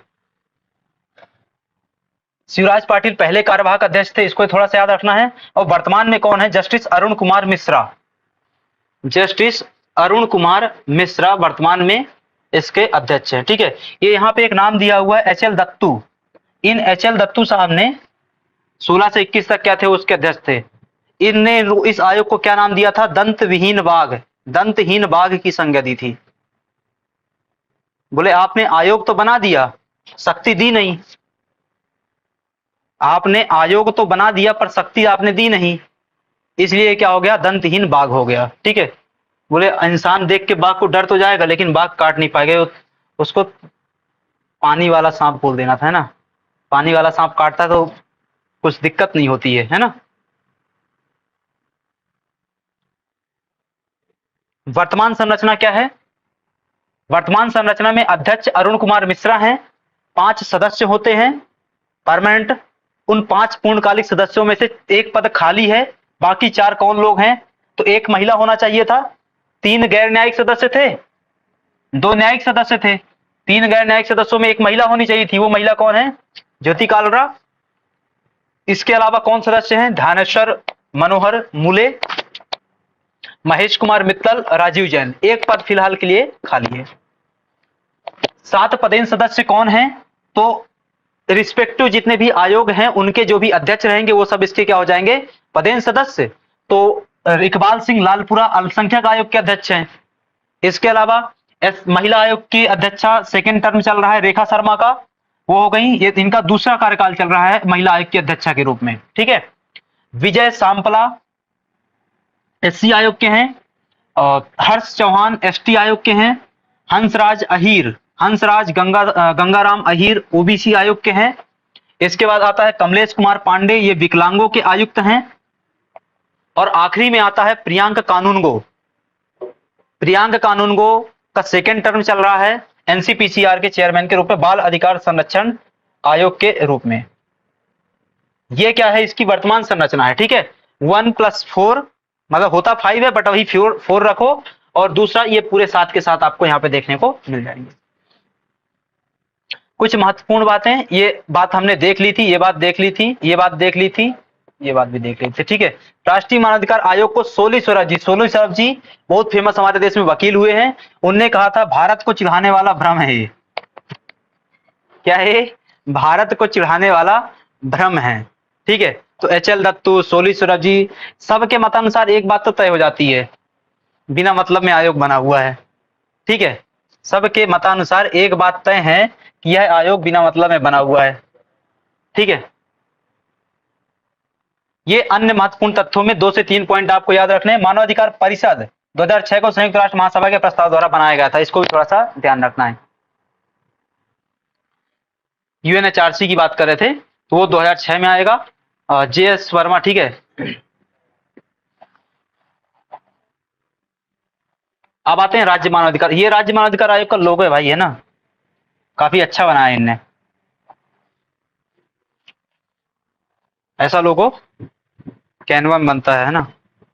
इसके लिए भी उनने 1000-15 तो खर्च किए होंगे, 1-2 लाख रुपए खर्च का ठेका दिया गया होगा लोगो बनाने का। सामने वाले ने ही बना दिया होगा 5 मिनट में कैनवा से फोटो डाउनलोड करके, ठीक है। ऐसे लोगो ऐसे ही बनाए जाते हैं। तो हम सब बराबर, बराबर हमारे अधिकार, ठीक है, ये क्या है उनका मोटो है, किनका, मध्य प्रदेश वालों का। मध्य प्रदेश जो आयोग है उसके बारे में एक बार बेसिक चर्चा कर लेते हैं। सामान्य बातें क्या क्या आता है, स्वरूप कैसा है, सांविधिक निकाय होता है, किस प्रकार का सांविधिक निकाय या वैधानिक निकाय है, गठन कैसे होता है, वही अधिनियम की 93 की धारा से होगा। कैसे 21 से पीछे कैसे काम हो रहा था, 3 से काम हो रहा था, यहाँ कैसे काम होगा 21 से। मुख्यालय कहाँ है, वर्तमान में मुख्यालय भोपाल में है। भोपाल में जो मुख्यालय है उसका नाम क्या है, पर्यावास भवन, एक बात। दूसरी बात, मुख्यालय जहां चाहोगे वहां हो जाएगा। कैसे होगा, राज्य सरकार की पूर्व अनुमति के अनुसार होगा। पहली बार गठन कब किया गया, 13 सितंबर 1995 को, 13 सितंबर 1995 को। वर्तमान अध्यक्ष कौन है, मनोहर ममतानी। मनोहर ममतानी 1 महीने पहले तक इस आयोग के क्या होते थे, सदस्य होते थे, लेकिन नरेंद्र कुमार जैन के रिटायरमेंट के पश्चात मनोहर ममतानी को एज अ चेयरपर्सन प्रमोट कर दिया गया, ठीक है। ये कुछ बेसिक बातें।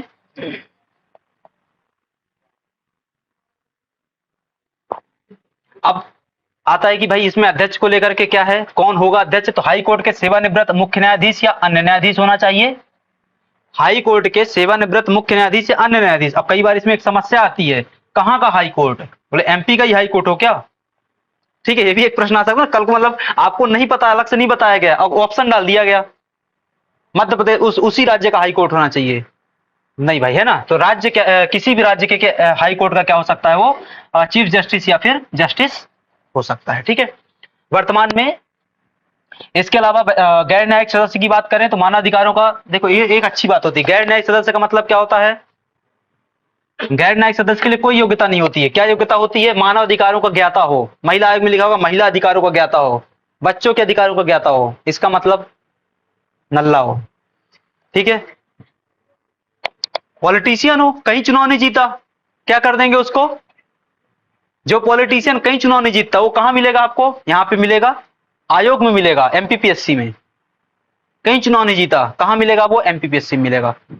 कहीं चुनाव नहीं जीता, राज्यसभा के अपॉइंटमेंट वो 12 सदस्य होते हैं ना, काय के लिए रखे गए हैं वो कभी कभी तुमको सचिन वगैरह दिख जाते हैं, वो भी जाते नहीं है, ठीक है। बाकी वो सब काय के लिए रखा गया था, इसीलिए रखा गया है।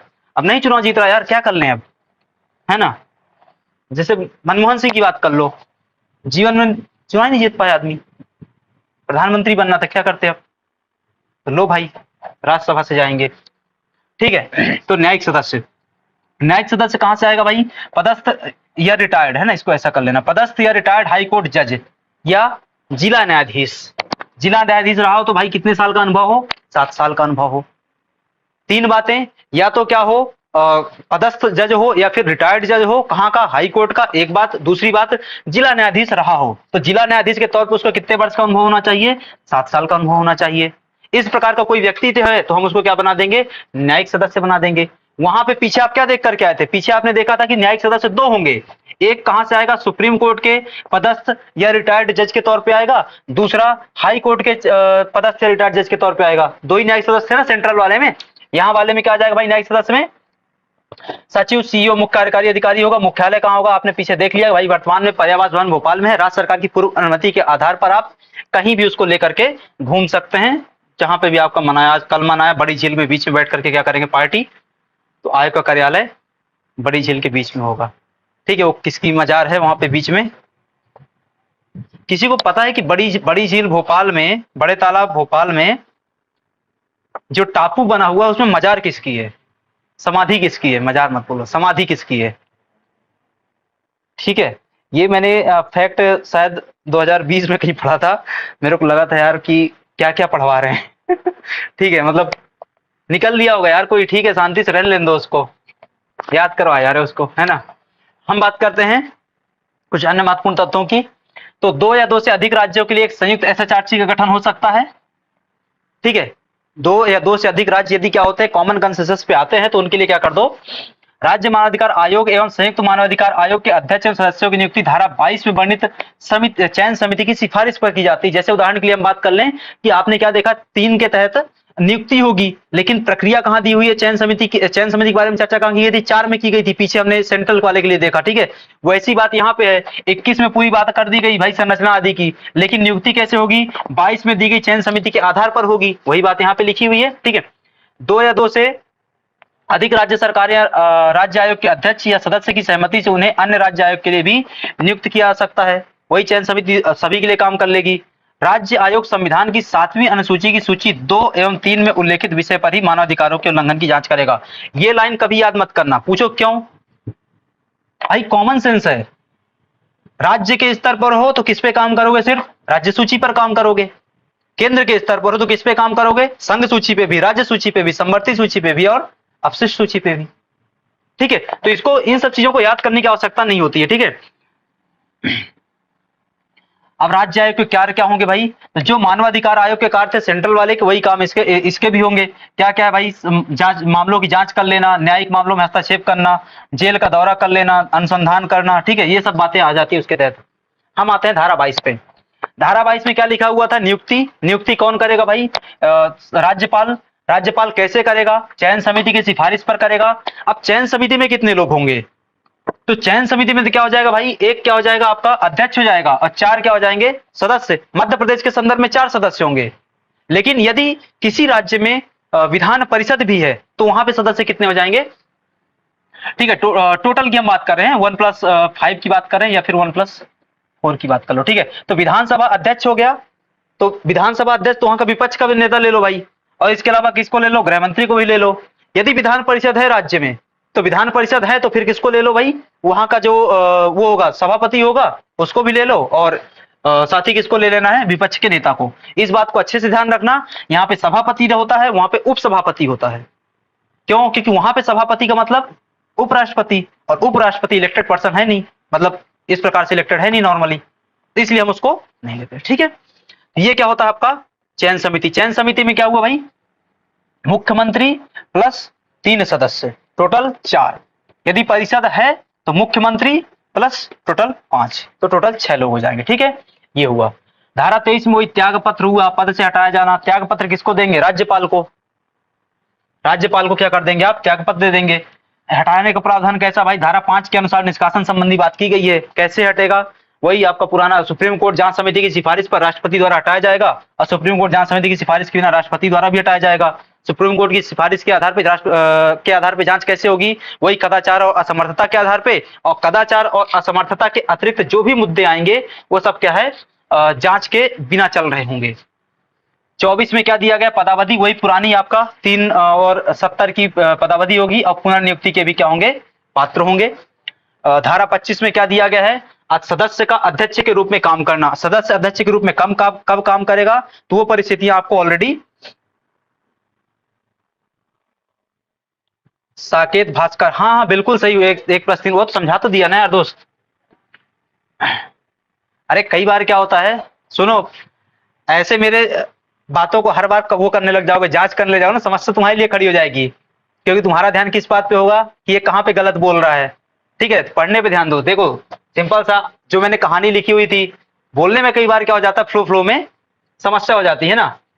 1+3 हुआ ना, हाँ, तो 1+3 आप भी वही बोल रहे हो, मैं भी वही बोल रहा हूँ। अब हो सकता है बोलते टाइम मैंने 1+4 बोल दिया हो, लेकिन समझाते टाइम तो 1+3 समझाया ना भाई। ठीक है, पीछे पढ़ोगे ऐसे तो अपना समस्या खड़ी कर लोगे अपने लिए, है ना। तो आखिरी में आउटपुट क्या निकल कर आया कि मैंने सर की आज क्लास में 5 गलतियां निकाली, इससे मुझे क्या फर्क पड़ता है। ठीक है,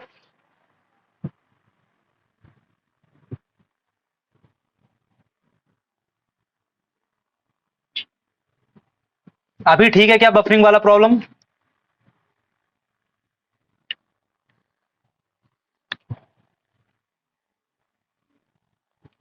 यस यस, साकेत, बफरिंग तो नहीं हो रही अभी। धारा 27 की बात कर रहे थे हम। धारा 27 में क्या बात की गई है? कर्मचारियों और अधिकारियों को लेकर के बात की गई है। उसमें क्या आ जाता है भाई कि एक तो सचिव स्तर का अधिकारी होगा जो आयोग के सीईओ के रूप में काम करेगा। दूसरा क्या आ जाएगा? अधिकारी और पुलिस कर्मचारी होंगे जो पुलिस महानिरीक्षक। आपने पीछे क्या देखा हुआ था? वहां पे डीजीपी रैंक का अधिकारी देखा हुआ था। यहाँ पे किस रैंक का? आईजी रैंक का अधिकारी क्या होता है? काम कर रहा होता है इनके लिए। ठीक है, एक हो गई। तो इसके बाद क्या आता है? रिपोर्ट आ जाती है। तो रिपोर्ट भाई किसको दे देगा? राज्य सरकार को। जैसे वो केंद्र सरकार को रिपोर्ट दे रहा था, ये राज्य सरकार को रिपोर्ट देगा। राज्य सरकार उसको कहां कर देगी? राज्य विधानमंडल में। ये सब बातें कहां लिखी गई हैं? धारा 28 में। तो धारा 26 में क्या हो गया? सेवा शर्तें कौन तय करेगा? राज्य सरकार। धारा 27 में क्या हो गया? अधिकारी कर्मचारी। एक अधिकारी क्या हो गया? आपका सचिव हो गया जो सीईओ के तौर पे काम करेगा। एक अधिकारी क्या हो गया? पुलिस वाला जो कि आईजी रैंक का होगा। इसके अलावा 28 में क्या बातें आती हैं? रिपोर्ट। रिपोर्ट किसको जाएगी? राज्य सरकार को। राज्य सरकार रिपोर्ट लेकर कहां जाएगी? राज्य विधानमंडल में। यदि विधानमंडल के दो हिस्से हैं तो दोनों जगह रिपोर्ट जाएगी। यदि एक हिस्सा है सभा बस तो। इसके बाद आपने पीछे और देखा हुआ तो वैसी ही बातें यहां पे भी आ जाएंगी। सबसे पहले क्या आ जाएगा आपका?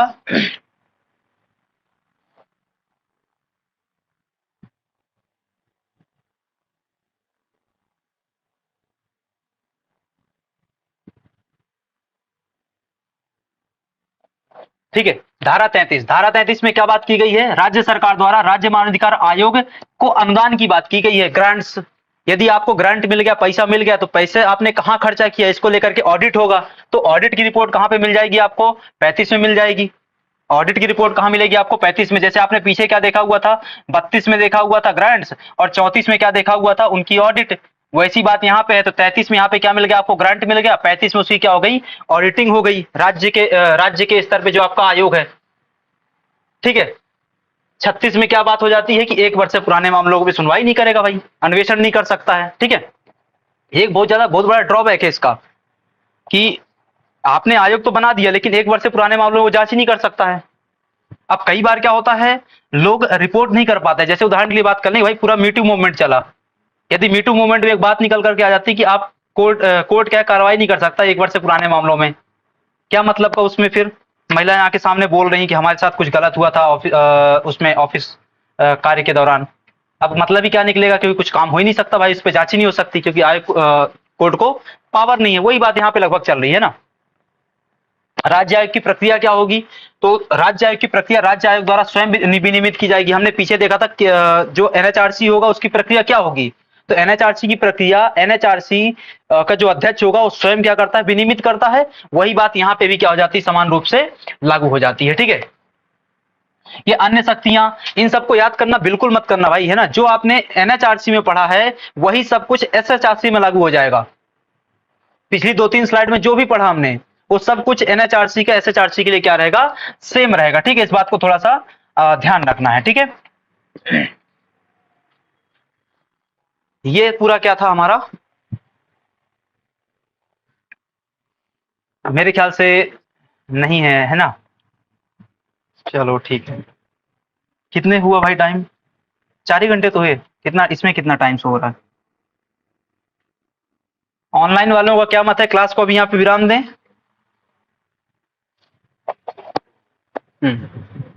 क्या विचार है भाई? क्लास को खत्म करना है क्या यहीं पर?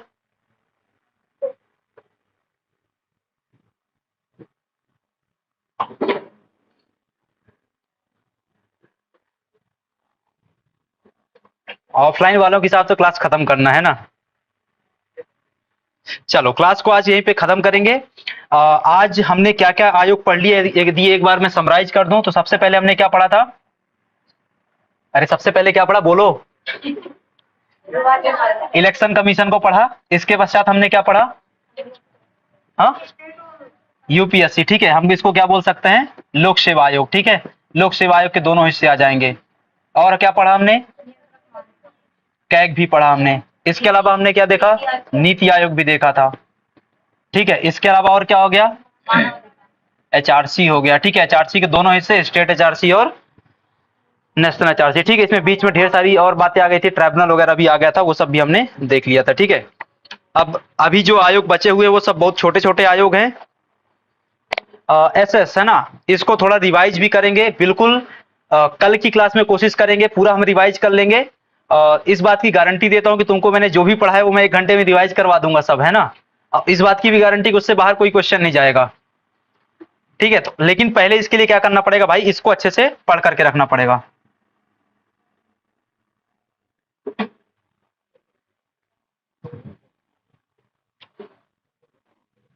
साकेत, हाँ, अरे कितने टॉपिक हो गए, 1 2 3 4 5, इसके अंदर इसके 2 हिस्से, इसके 2 हिस्से, इसके भी 2 हिस्से है ना, तो टोटल ये तो 6 हो गए, और तो 8 टॉपिक हमने पढ़े, ठीक है। तो आज की क्लास को यहीं पे खत्म करते हैं, मिलेंगे कल वापस से 3 बजे, और कल आयोग के संबंध में आखिरी क्लास होगी। उसके पश्चात जो भी शेड्यूल बना करके आपको दिया गया है उसके अनुसार क्लासेस चलती रहेंगी। आज की क्लास को यहीं पे खत्म करते हैं, आप सभी का धन्यवाद। ऑफलाइन वालों को ज्यादा धन्यवाद, बैठे रहे तुम लोग, है ना, सोए नहीं यहीं पर। ऑनलाइन में भी आप सभी का धन्यवाद। पॉजिटिव सोल के अनुसार ये लोग खाना खा कर बैठे हुए थे ऑनलाइन वाले, है ना, इस उद्देश्य से कि 10 बजे तक क्लास चलेगी। बंद करते हैं अभी, है ना, अभी क्लास खत्म करते हैं।